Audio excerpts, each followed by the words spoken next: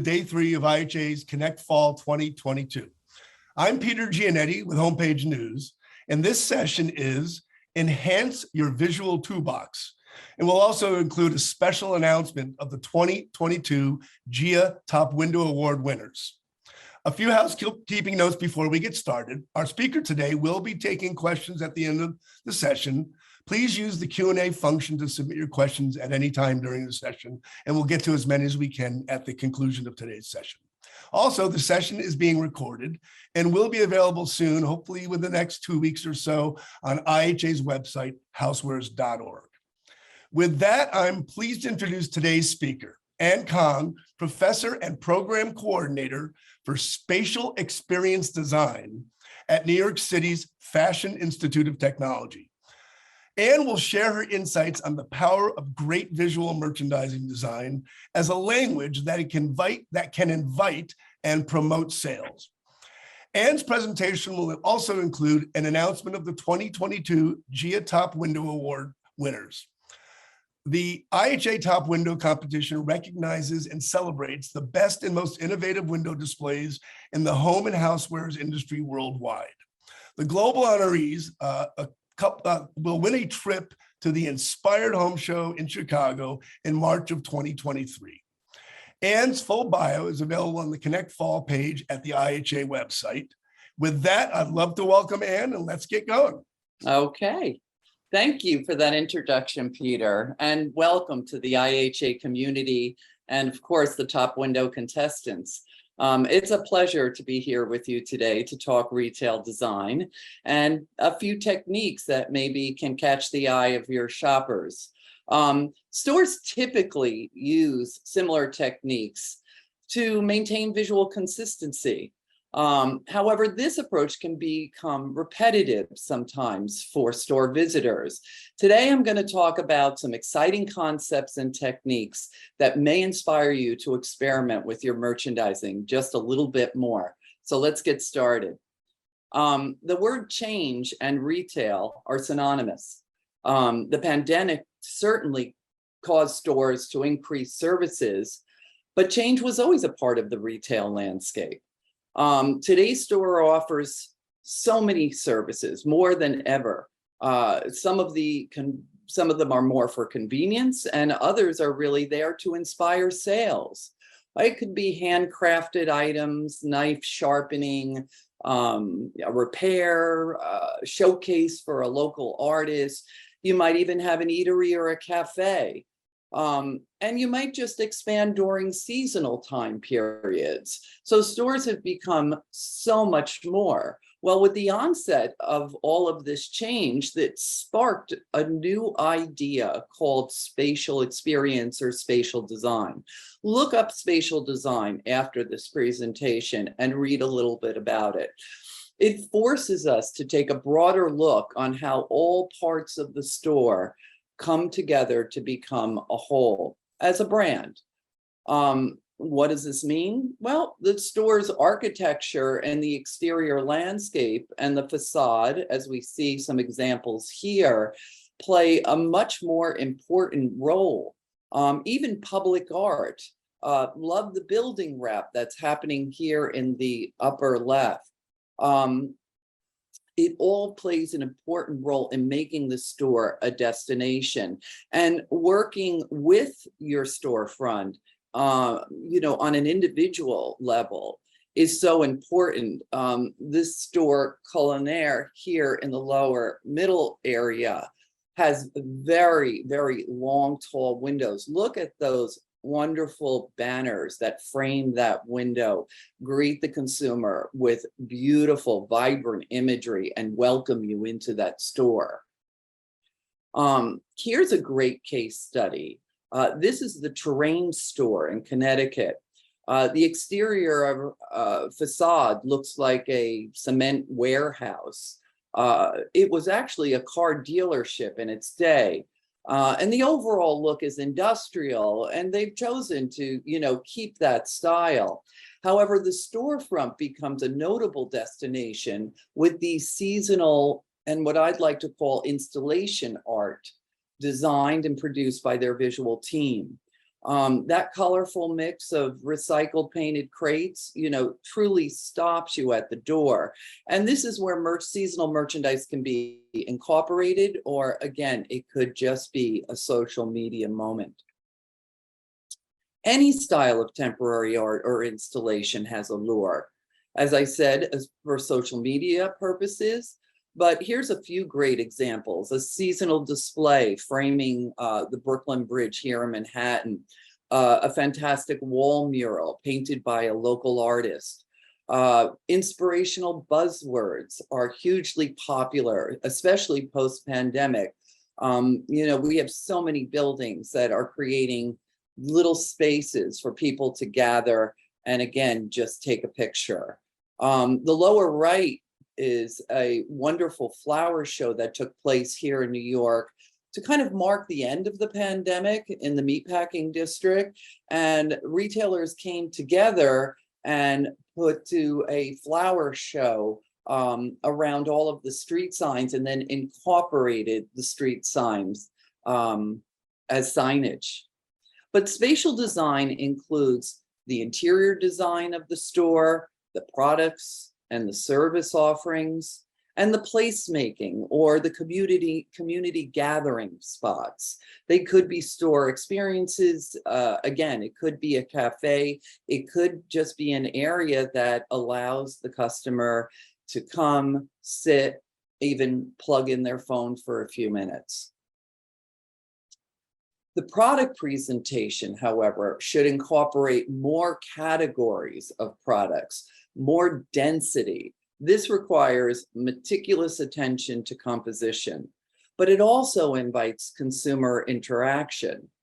The product identification, just as important, requires details. We certainly want to tell our customers about the product, what we sell, the cost or the price point of that product, but we have to be careful that they don't overwhelm, or there's consistency in size. So be mindful of that. The use of furnishings as fixturing is on the rise. It certainly softens, refines, and warms up the shopping environment. And I'll show a few more examples of that in a minute. The whole idea, spatial design incorporates the idea of incorporating elements of hospitality. This has been talked about a lot in retail, and the mixed use spaces and the mix of retail and hospitality coming together. Pendant style lighting is hugely popular.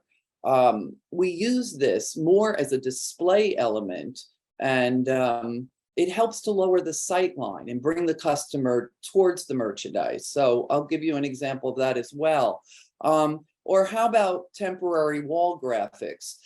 Sure, there's a time investment into putting them up and taking them down, but they can really, truly transform an environment. So these are the details that we're kind of looking at.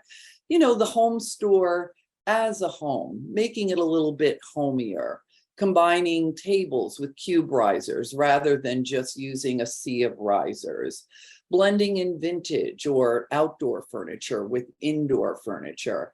And as I mentioned before, see how that pendant lighting moves the eye down towards the merchandise. There will always be a popularity of using greens and natural elements, but consider their positioning in the way that they can direct the eye or kind of frame an area of the store to create what we call maybe a vignette. Now let's jump into some design basics. If you work with merchandise every day, you trust your eye and your visual sensibility to guide you. But it's important to step back once in a while and refresh yourself on design principles and techniques. My next group of slides takes us into a visual toolbox. Many of the images that I'm using here are from the top window entries. But let's explore for a minute and think about, and I'll ask you as we go through the visual toolbox to consider the elements of balance, contrast, how big objects make contrast small, dark objects make contrast light objects, the alignment, the symmetry, the asymmetry, the use of space, either being positive or negative. The positive space could be where we see the merchandise. The negative space can be the void. And it's always a good idea to leave negative space around merchandise for the eye to have some resting points. The different values, whether we're talking about heavy, medium, or light. Weights having to do with both space or our approach to typography, and the positioning of objects within space, whether it be complex or minimal. Communication tools are so important at this time. We have to think about breaking communication down into dominant communication, secondary communication, tertiary. Our approach should really take in, the use of typography in a very, very smart and graphic way. And of course, one of my favorites, texture, which ties in so beautifully with color. But texture, as you'll see here in my toolbox, plays a role in many of the different techniques. So what's in your toolbox? Let's jump in. Abstract mixes. If some people fear the whole concept of using anything abstract. It just designers, it can make a designer uncomfortable. If they're not comfortable with it, they may not make the client comfortable with it. So here's an abstract mix of products that uses color on so many planes. Look at the different planes that are being used. The back wall, which utilizes products, has strong vertical lines. The floor becomes this sculpted landscape. We see some netted bags holding merchandise in there. And the colorful vinyl designs that dance around on the glass also come down onto the floor. I think you can see them reflected there in the bulkhead. And floating merchandise also causes kind of an abstract mix in this window. The use of a flower cloud, which is something, reflected from nature, kind of challenges these colorful objects in this world, in this window. But I have to say, the lighting keeps us focused on what's important as far as merchandise.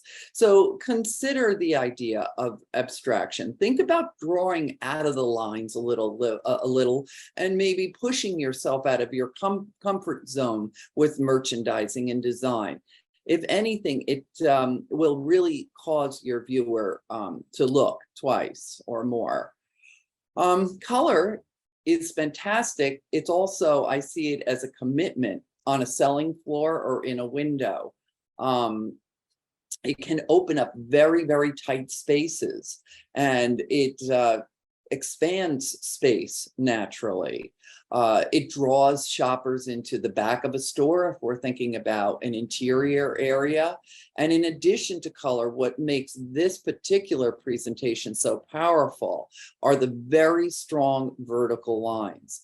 So I want you to have an awareness of those lines as we go throughout the PowerPoint, because I will share with you a few other directional lines that have a lot of power.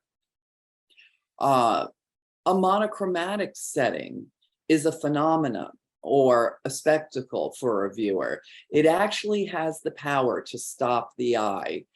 It causes the eye to search around for differences. That's scientific.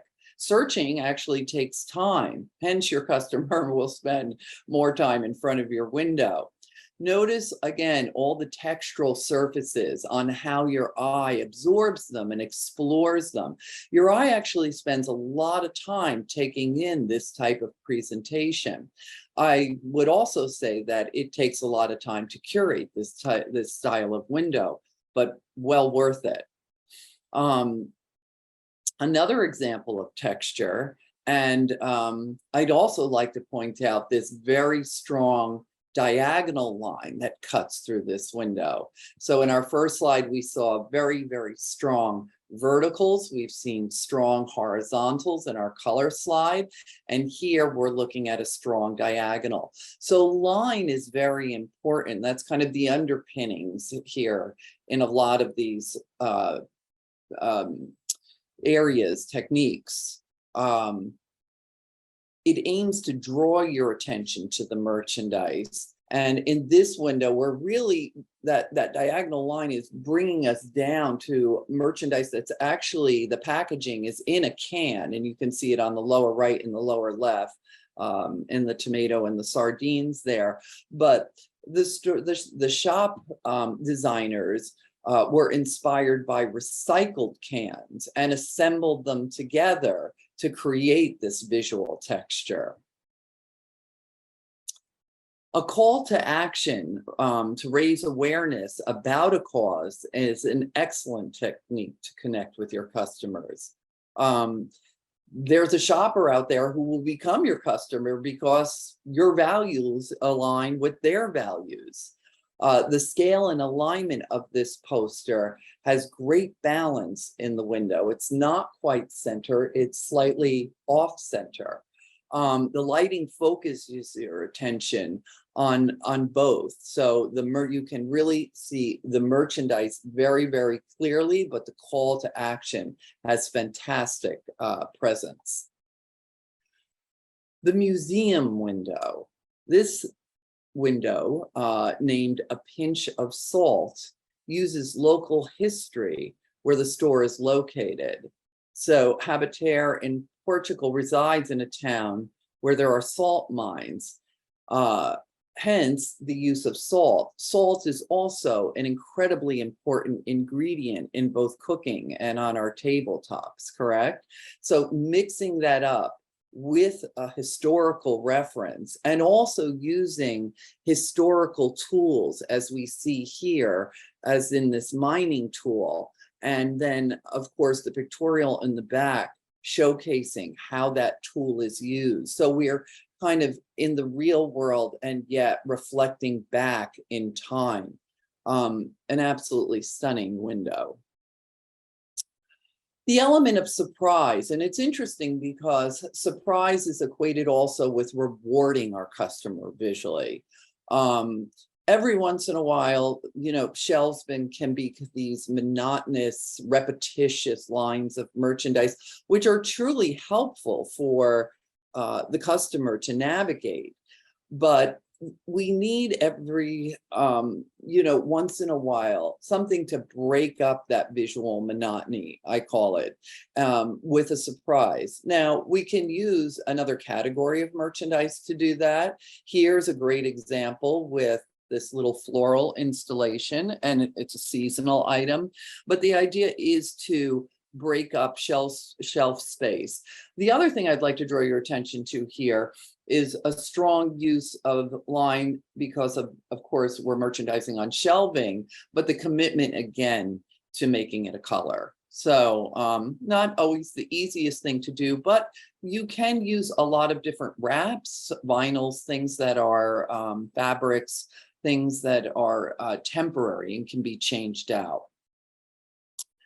A beautiful example of fantasy with this window that pays homage to Monet and Giverny.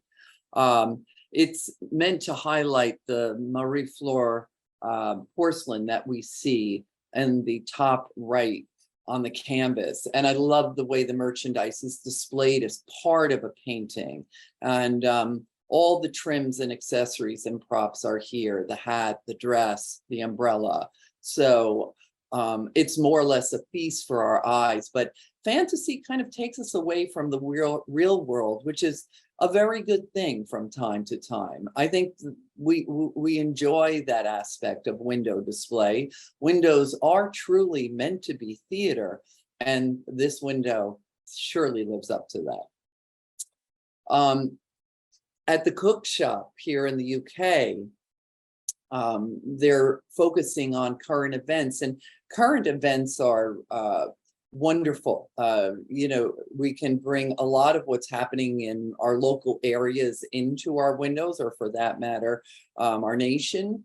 After watching a humorous sketch of the Queen having afternoon tea with Paddington Bear during the Platinum Jubilee, this visual team couldn't resist transforming the window into a story about the Queen's confession that she keeps a marmalade sandwich in her bag as a snack. So it's kind of a wonderful juxtaposition to see a woman's handbag in the middle of this kitchen window, also while a marmalade sandwich is being made. But again, great use of color. The space is really curated very, very nicely. And Paddington Bear has made quite a few nice appearances there in a pyramid shape, which allows our eyes to move around along with the help of those pepper shakers.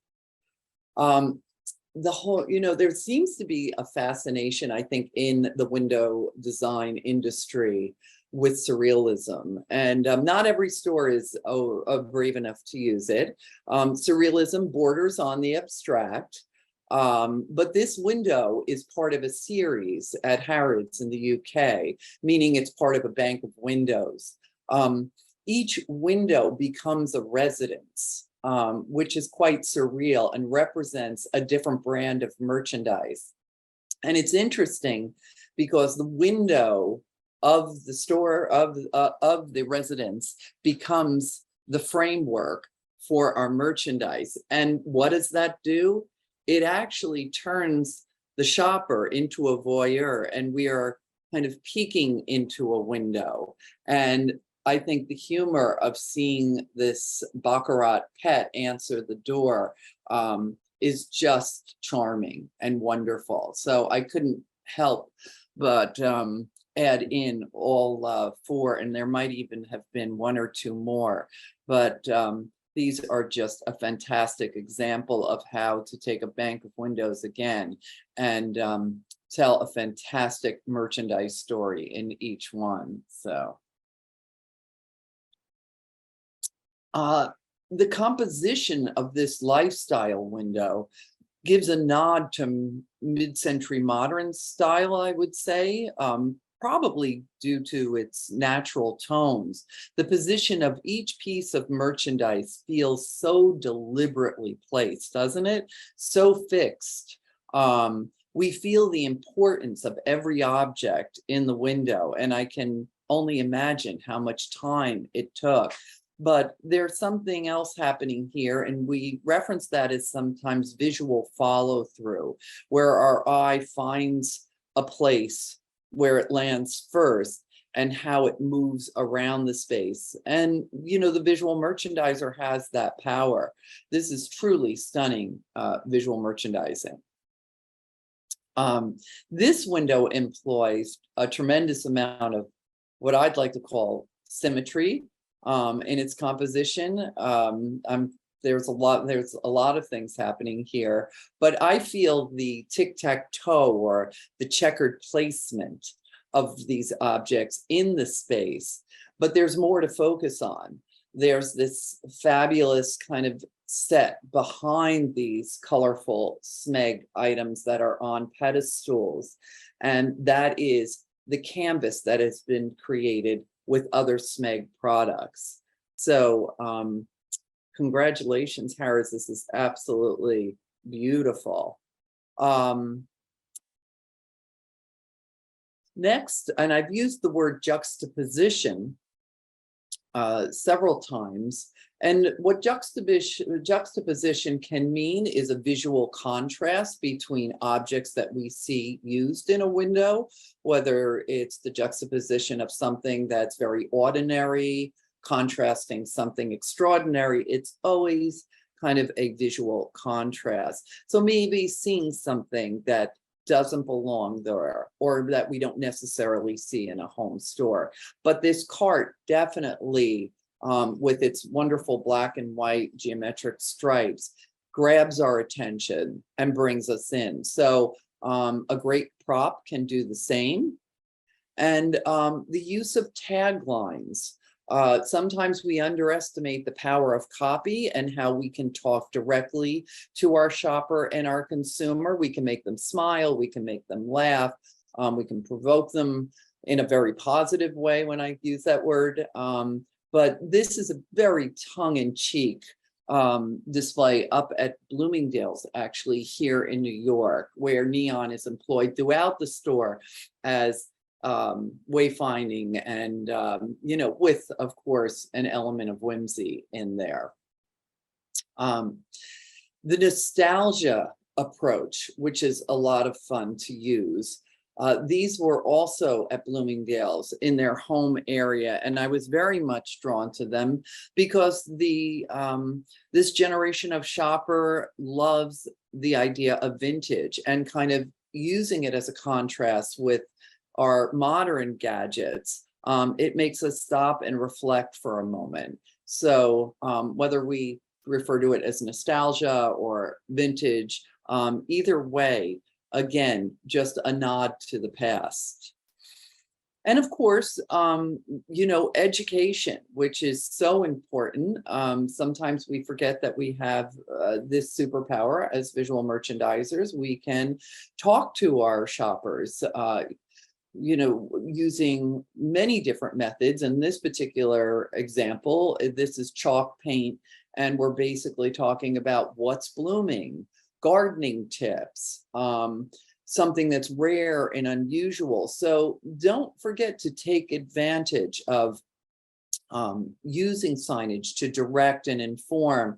Again, people do take time to linger and read, and they love grabbing a quick tip about how to water a plant, or what's the best lighting source for that plant, or for that matter, it could be about, you know, other types of merchandise.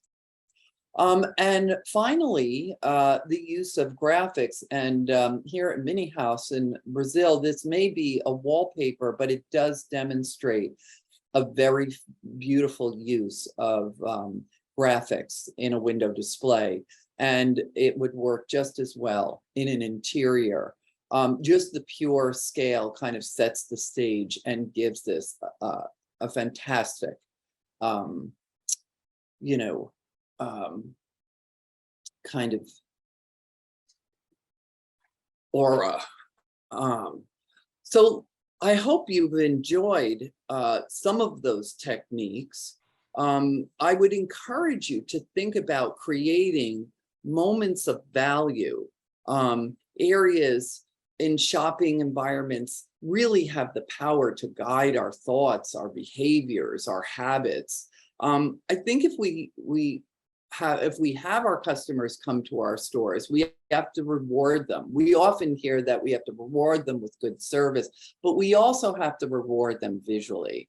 And I will circle back and say, in our effort to remain consistent with the look of the store, again, we can become stagnant. So consider trying some of these techniques in your store. And with that, I think we'll go into our GIA Innovation Awards for Top Window. Yeah, thank you, Ann, for that.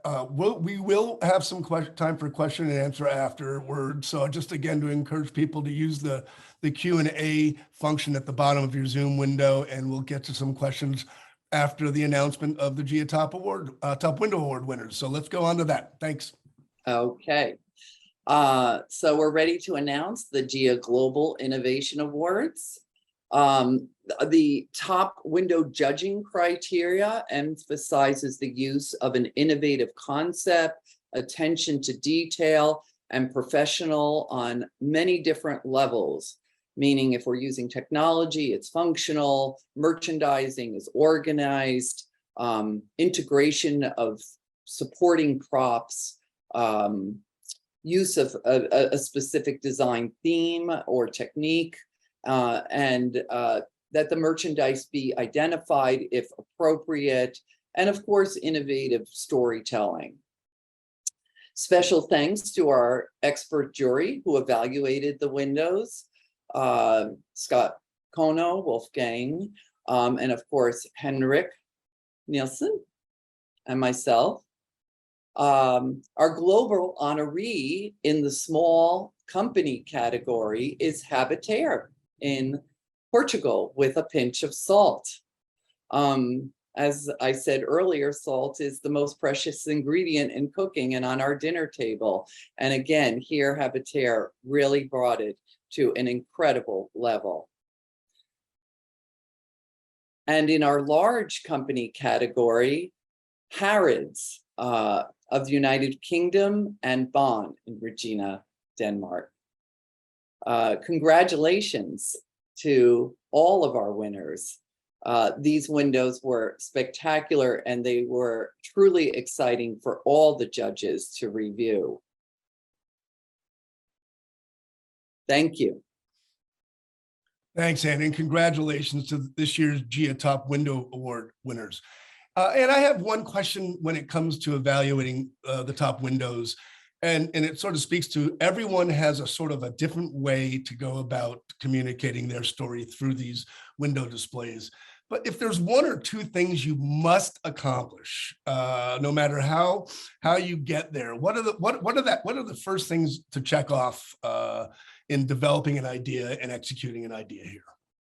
Well, I think a cohesive merchandise theme, of course, is first, curating that merchandise very, very carefully.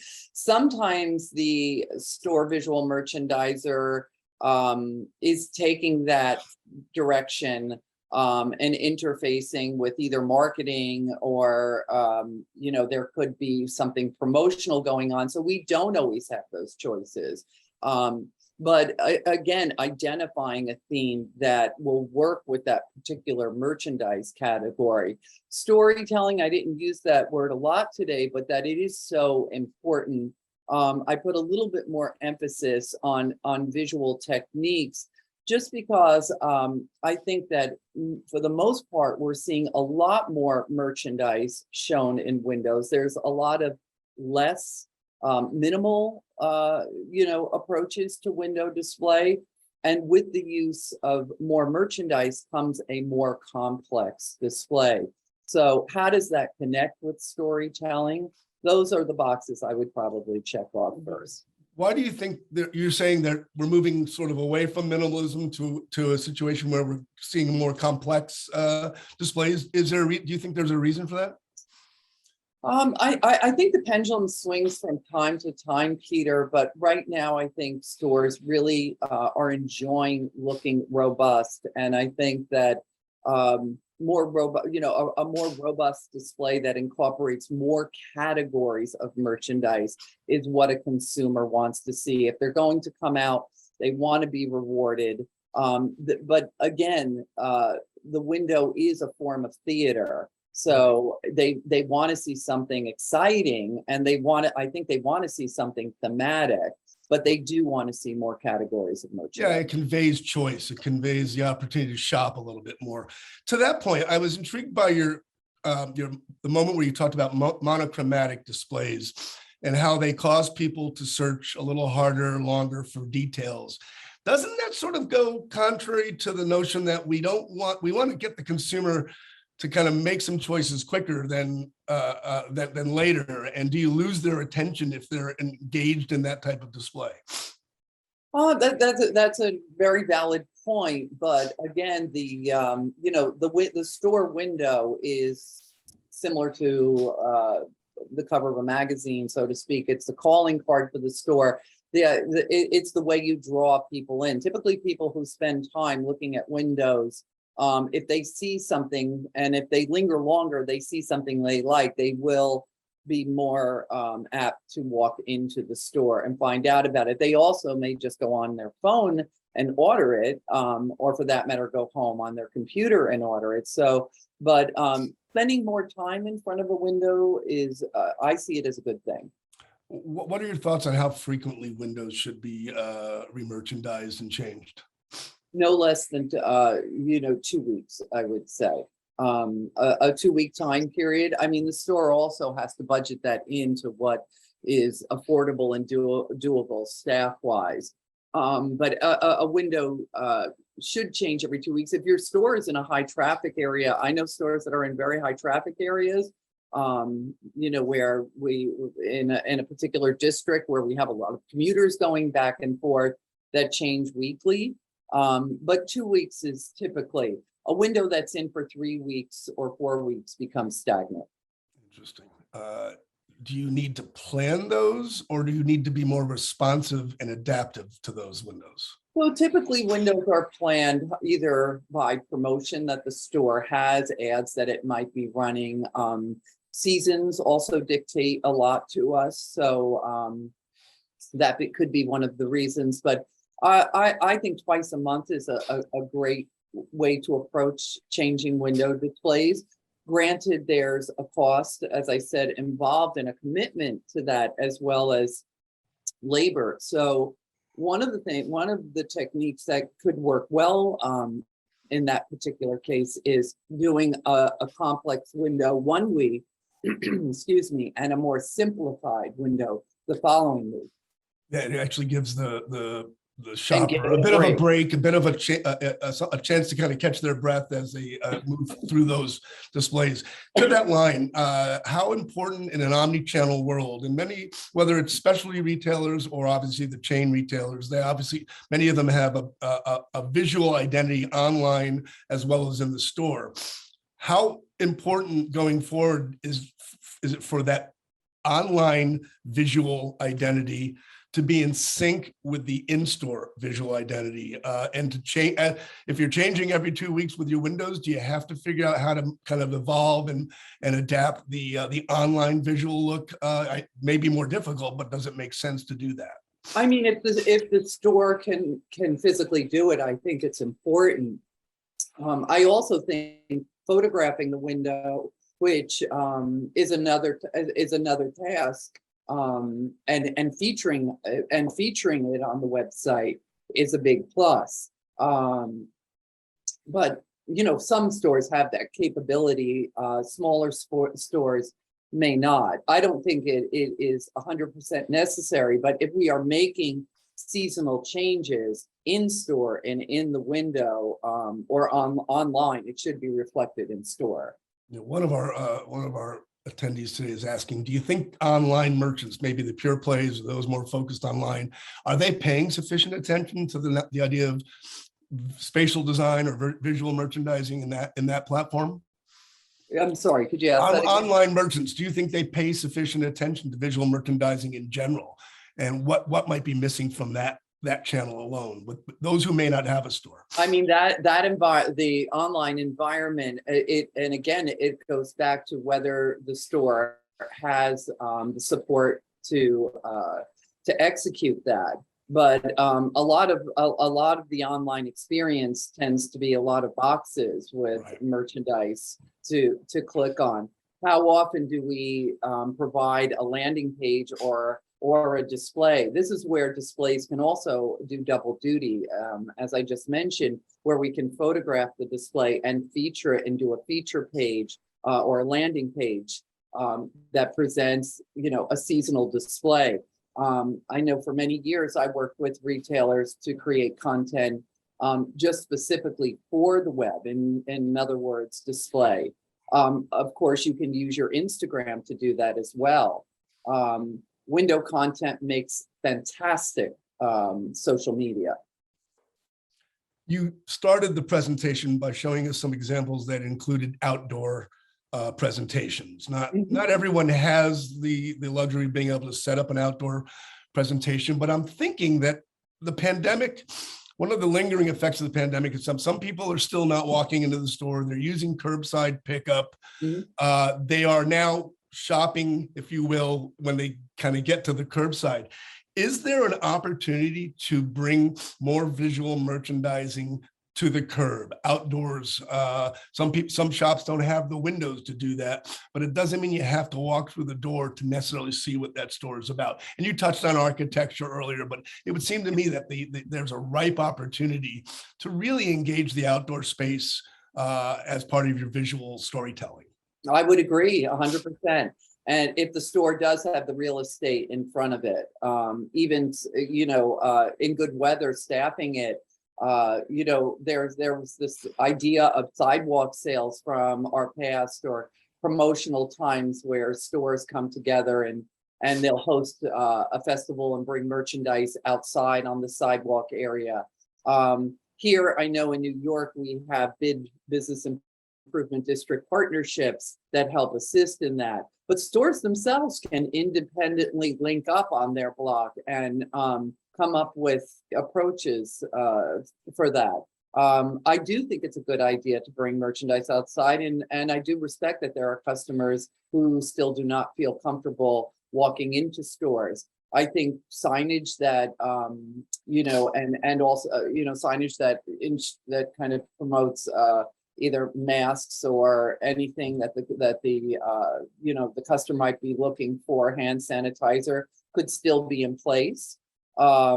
However, even something as small as window boxes, planters, a table on a weekend that's merchandised. I think as long as it's not blocking the beautiful work that your window has, but if you don't have a window, for sure, to bring some element outside. Yeah. I think we traditionally put a lot of onus on the merchant, on the retailer, to kind of drive the visual merchandising strategy. And you show some examples here where brands are the focus. How important is it for there to be a collaborative effort that allows the brand itself to participate in your visual merchandising strategy, to help tell the story, to help make sure that story is in sync with the brand's positioning elsewhere? Yeah, and that is an excellent point as well, because there are a lot of brands, that do, and I guess I could use the word, kind of dictate how the merchandise has to be handled, how it has to look, what height it has to be. I think it's up to the store owner and that brand to work together. It should be symbiotic, and obviously, it's in the best interest for both the brand and the store to come together and to align. Very often, the brand can provide visuals, banners, vinyl, design elements, possibly props. I also see it as a resource for the shop owner, depending on their scale and size. So, yeah, I mean, in some cases, there isn't a lot of decision in the way that you are going to be able to show that product. The retailer, I remember doing windows with Ralph Lauren merchandise in my time, and we would receive a directive to such detail where every element is placed. That does take a lot of the power away from the visual team. However, if the visual team could find a way to work with that brand, as I said, in a symbiotic way. One last question. Someone's asking, much of this applies very clearly to the specialty channels, department stores, those who maybe have a traditional of romancing the product and the selection. But when you get into the big boxes, or you get into the mass merchants where it's gondola after gondola, there tends to be this feeling, well, that's not what that channel is all about. Tell me, do you think that the mass merchants are missing an opportunity right now? Obviously, they're concerned about productivity and efficiency and all those things, but talk about that channel for a second. Well, a lot of our mass merchants have honed in on that very valuable space we call an end cap. Yeah. And end caps on the back end are typically used for clearance items. And I think that more and more big box retailers are waking up to the fact that they can use these end caps more as visual, almost like windows, as areas to attract and stop, rather than just areas to merchandise. They can get the consumer down the aisle, down the gondola to, I've also seen big box approach use almost like a pallet display we see, sure. But I've seen the transformation of a lot of those pallet displays, going from pallet to a more sophisticated POP approach. Incorporating a lot more graphic, a lot more education, and product display, a little bit more activated. Well, I think the point is that the big box shopper does want to be sort of delighted and surprised and all the things that you mentioned earlier as well. We all do on all different levels, whether we're talking about luxury or big box. Well, And everything in between. And you have given us a lot to look at and a lot to think about. And once again, we appreciate your insights and your contribution to the GIA Top Window and GIA program. That wraps up today's session on enhancing your visual toolbox. Again, thanks to Ann Kong for her unique insights on the enduring and captivating power of effective visual merchandising, and as we should all get used to saying, spatial experience. Congratulations to this year's GIA Top Window Award winners. As mentioned earlier, the session is going to be posted on the IHA website, hopefully within the next 2 weeks or so. Thanks everyone for your participation.